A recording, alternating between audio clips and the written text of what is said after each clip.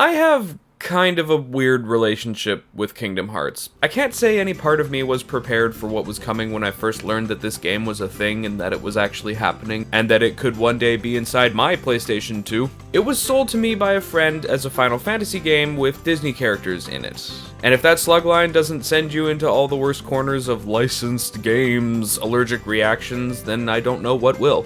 And all of my fears came true. The Final Fantasy characters are all weird caricatures of their normal selves, the Disney characters are constantly out of place, and their voice actors have no idea how to work in this medium. The attempts at kooky-wacky cartoon antics are stiff and underanimated, the controls are laughable at best, the game overall reeks of tight budget and one-shot side project, except for the graphics, but I mean, it's a Square Enix that we're dealing with here, so you know, them graphics. And to make things even more bad, hilarious, and hilariously bad, they added an original storyline that is nonsensical at worst and just weird at best.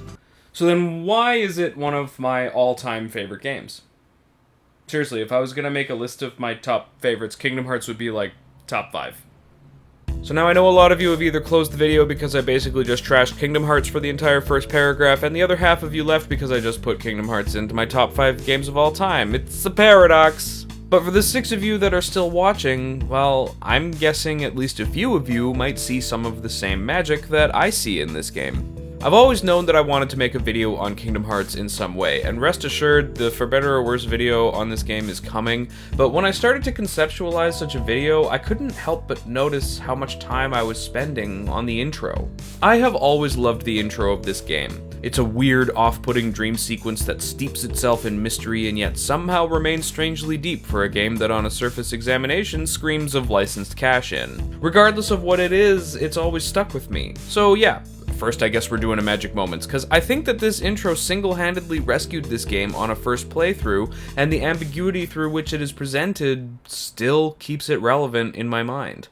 Now, when I say that this intro rescued this game for me, it is pretty purely because I figured this game was going to stand on its pedestal and open by melodically spelling out Mickey Mouse right into my face and shooting fireworks over the tops of some outlying castles, but they don't. I mean, they get there eventually, but right in the beginning, the only hint of Disney we get is when the Disney Interactive logo flashes on the screen before we dive into a point of origin far away from any recognizable property. Instead of leaning on the visibility of the game's associations, which no doubt brought this game into the wider public attention in the first place, Nomura and company instead decide to build an opening scene, which I won't dwell on because, you know, content ID and such, that delivers to us 3 hitherto unknown characters, and in the original PS2 game at least, even leaps at the opportunity to give us a totally neutral opening menu and establishing what has become one of the most iconic pieces of video game music, maybe ever. So at this point in my first playthrough of the game, I'm kind of impressed. A company as desperately brand-oriented as Disney's involvement in this made me think that this was their affair and the shots were theirs to call. At this point in my life, I wasn't blind, willfully or otherwise, to the nature of Disney as a company. In fact, you might say that part of my teen rebellion was latching on to the vilification of Disney as a company as a way of sort of separating myself from the films I used to love as a child.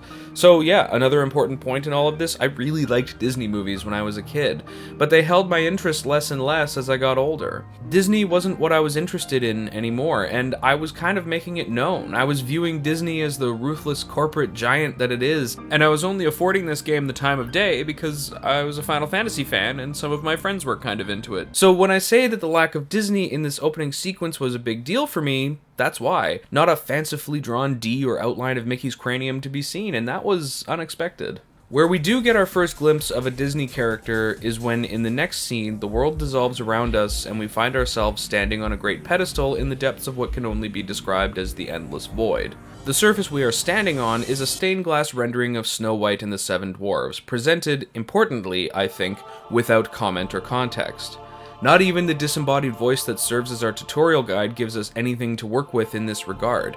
It is weird, specifically weird because we know who this is. We know where these characters come from and what they imply, but the game doesn't seem to care.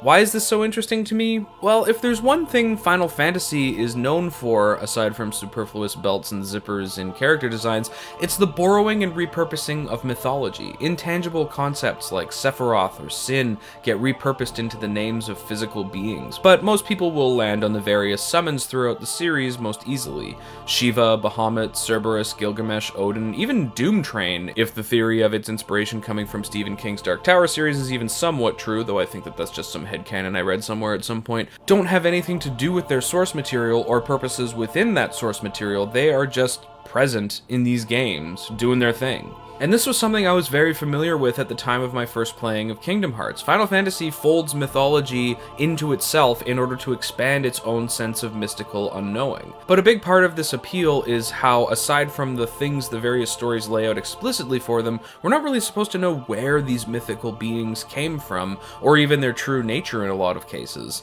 They are demigod beings that help us for some reason, even though their own power vastly outclasses our enemies and even our own.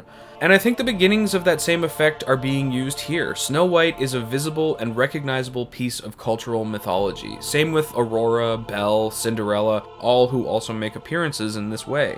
These images will elicit a reaction of at least tangential familiarity from just about anyone to various degrees of recency. Everything from, yeah, I watch these movies a couple times a month, or I watch them every now and then to remember where I came from, or, I saw them when I was little, but that's about it. As for me, I'm in the latter category. I can't rightly remember the last time I watched Snow White start to finish, and I'm not even sure I ever watched Sleeping Beauty start to finish, but these were always images that existed in my childhood and continue to echo in the memories of my past, and here I am, seeing them presented to me with an attitude of what I can only call reverence. I don't know why Snow White is here, but she is. The game is setting me up for something, and it's using things that I recognize to do so. This much I can tell by now. I'm on the unanswered questions edge of my seat, so to speak. What does happen in the dark space is personally my favorite instance of a front-end tutorial. What I mean by that is the game boots up and basically says, okay, here's all the stuff you need to know, remember it now, otherwise you might have to go digging through menus to remind yourself of stuff that you might not even have a name for.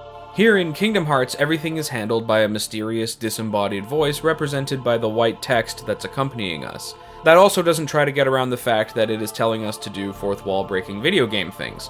They fixed the problem of having video game characters point out that they're in a video game by just making the voices in my head do it. Everything about this setting is weird enough as it is. So yeah, if I'm having some weird dream and a strange voice is telling me to push X to swing my brand new sword at some shadows while I'm standing on a big stained glass version of Cinderella, I'm not gonna ask too many questions. During this sequence, we get to min-max our character by symbolically choosing our area of strength and then conversely choosing an area of weakness. A simple and elegant way to give the player options while also presenting it functionally and folding it into the quiet majesty of this whole situation.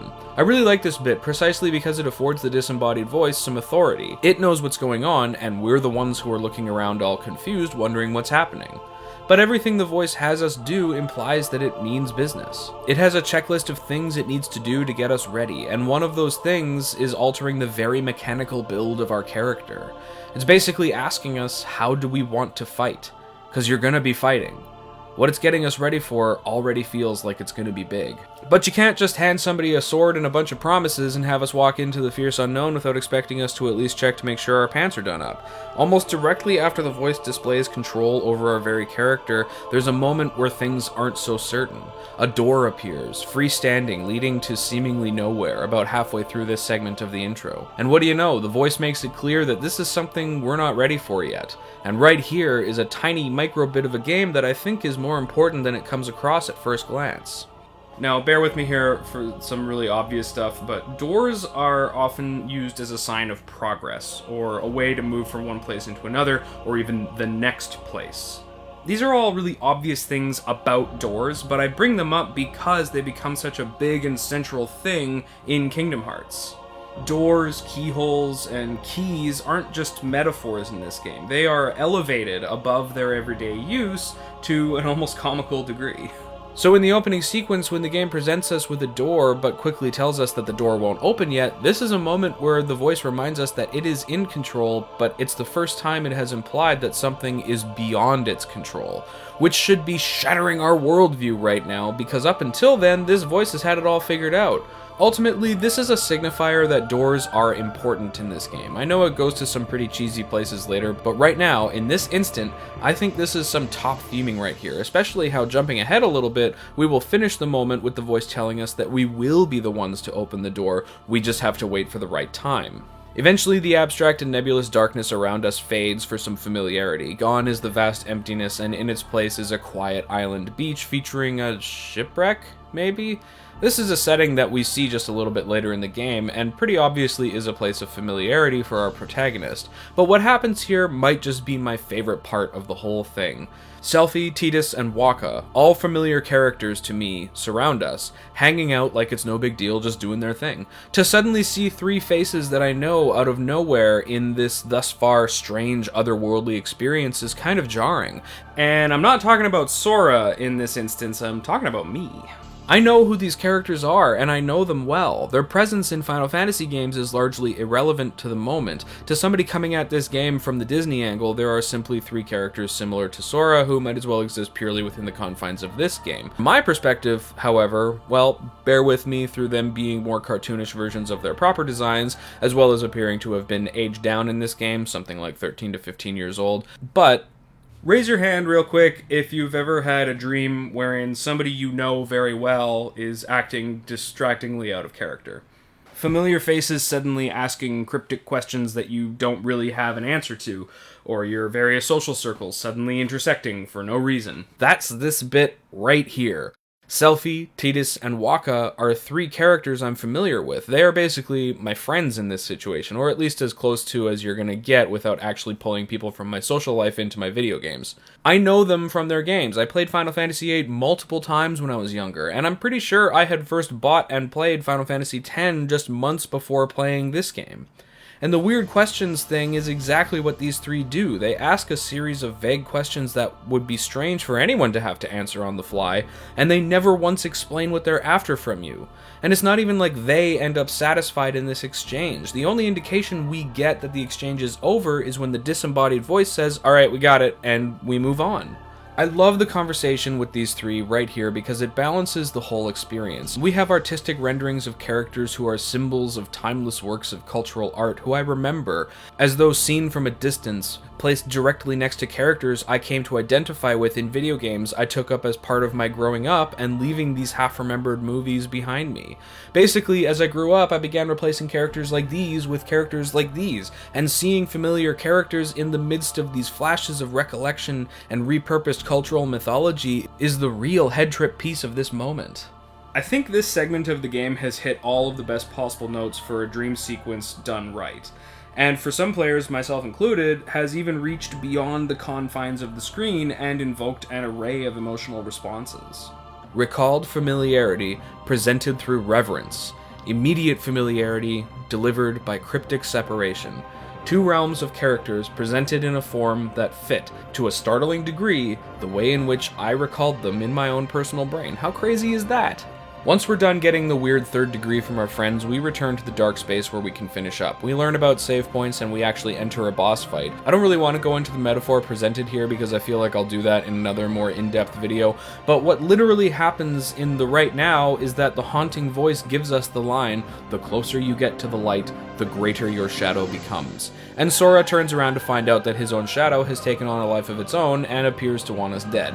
Enter Darkseid, a piece of theming who all in all is probably underutilized, but really manages to bring the drama whenever it shows up. It only gets a few appearances in the game, but it serves the notable purpose of bookending the intro of this game. In the next scene, wherein we have a day on the beach with our friends, there are a few things that remind us that dark and mysterious things are stirring behind the scenes, including but not limited to a vastly unhelpful conversation during some stranger danger with someone who will remain nameless. But Darkseid bookends the situation, being the apocalyptic exit to our time on the island paradise. This boss fight is both the climactic end we need for this cryptic stirring of action prologue, precisely so that we can understand all of the stuff in the dark space wasn't nothing when it shows up again to take everything we ever knew away from us. We put Darkseid back to sleep for a little bit, we fall through the void, the voice tells us that we will open the door soon, and the game fades to black before we wake up. And that's pretty much the moment in its entirety. The whole thing clocks in at about 24-ish minutes of gameplay, and it gets us nice and set up for the rest of the game that's to come. I do mean that, however, mostly in a gameplay sense. When you break it down, it becomes pretty obvious that this whole affair was really more of an excuse to have a really blatant tutorial, and that baking it into an odd aesthetic and a creepy cool theme was more of a strategy than an actual part of the story. But for my money, it is a great example of getting two hugely important moments of a game done together, and in such a way that it can be remembered and reflected upon later. In truth, a lot of what's given here isn't called back during the rest of the game, except for the two subsequent fights with Darkseid. But in regards to building a situation that is truly beyond our understanding, beginning a game like this is the perfect way to go in my mind. And if I had to point out any missteps in the moment, well, actually I can't. Because the missteps I see here are in the following segment on Destiny Island. So, bit of an addendum right now, because I very seriously considered making this video a two-parter, the first part dealing with the dream sequence and the second part dealing with the whole Destiny Island bit. It was something I was really excited for, and maybe I'll still do it if I can figure out how to write the script. But this is one of those times when I don't think I'd be able to put my money where my mouth is. Basically, I really like Destiny Island. Yes, I know it's fetch questy. Yes, I know it's unbearably cheesy at parts. Yes, I know it's unimaginative and really lacking in things to actually do. And to be honest, I don't think I would be able to talk about it at length without resorting to saying, shut up, it's a good part, good game. This game is good and I like the Destiny with the race. So to sum up my feelings on this part without resorting to a lot of padding for nostalgia, I think Destiny Island should have been the key to this whole opening experience. Immediately following one of the most somber, ethereal sequences you can experience in a video game, we are dropped headfirst into one of the most charming, happy-go-lucky moments ever. It's here to show us how much of an upheaval to their lives this whole adventure ends up becoming. There's no denying that the lives Sora, Kairi, and Riku have on Destiny Islands and at their respective homes is a good one. Idyllic is a word that comes to mind, and the game clearly wants us to see this. Children's flights of fancy are very seriously considered when three friends prepare for a journey across the ocean and spend their summer on an island paradise with their three other friends with whom they fight for fun, and it seems to be all they want to do. So I don't know, that kind of falls flat. But that's the kind of thing I'm talking about. There are lots of things about the first Kingdom Hearts that leave a lot to be desired. A lot of polish that got left by the wayside, and I think that this segment is one of them. I would be willing to bet that the opening to this game wound up being an afterthought. Perhaps some leashes got lengthened after lobbying and persistence from the creative team, because I have to think that there could have been more done with Destiny Island in this game. But if the time wasn't there, then I'm glad we got what we got. As for the specific narrative or progression-based missteps, well, I think the cutaways to Disney Castle are kind of out of place. This is the big moment where the Mouse and Company really start to move in on this game, and I gotta say, shoving a bunch of scenes between parts of the island segment, it makes sense, but I think it takes away from the other theming the intro put in place, specifically coming across the door in the secret place and the conversation with Redacted.